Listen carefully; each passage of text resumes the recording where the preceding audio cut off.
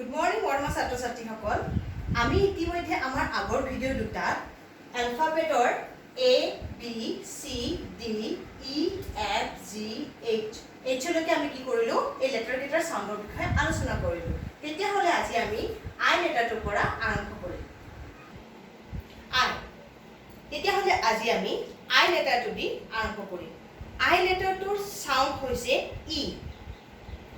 I লেটাৰটোৰ sound হৈছে E আৰু সেই কাৰণে I লেটাৰটো দি আৰম্ভ হোৱা ওয়াৰ্ড বিলাকক আমি E সাউণ্ডেৰে আৰম্ভ কৰোঁ। যেনেকৈ I for igloo, I for igloo। ঠিক সেইদৰে I ৰে আৰম্ভ হোৱা আন কিছুমান শব্দ আছে, যেনেকৈ ink, ইণ্ডিয়া, iron, idol। তাৰ মানে যদিও সিহঁতৰ আমাৰ লেটাৰটো আমাৰ I হয়, ইহঁতৰ কিন্তু সাউণ্ডটো কি হয় E হয়। ঠিক সেইদৰে ইয়াৰ পিছৰ লেটাৰটো হৈছে J। ইয়াৰ পিছৰ লেটাৰটো হৈছে J আৰু J লেটাৰটোৰ সাউণ্ডটো হৈছে জ। J লেটাৰটোৰ সাউণ্ড হৈছে জ।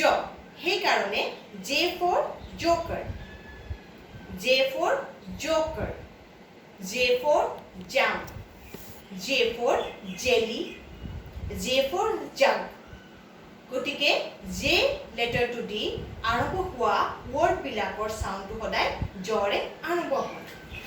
J লেটাৰটোৰ পিছৰ লেটাৰটো আমি সকলোৱে জানো কি হয়, সেইটো হয় K।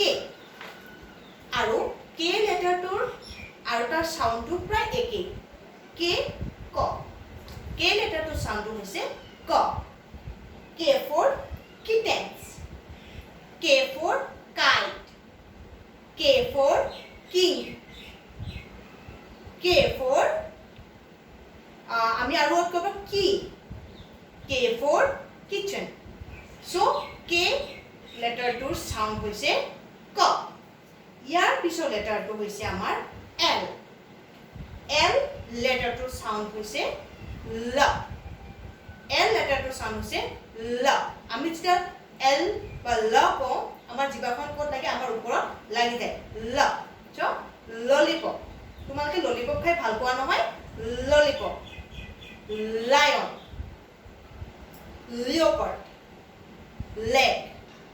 সো L লেটাৰটোৰ সাউণ্ড হৈছে ল আৰু ইয়াৰ ওয়াৰ্ড বিলাক সদায় ল সাউণ্ডটোৰে কি হ'ব আৰম্ভ হ'ব। ধন্যবাদ। ইয়াৰ পিছত আমি বাকি 4টা লেটাৰ নেক্সট ভিডিঅ'টোত আমি আলোচনা কৰিম।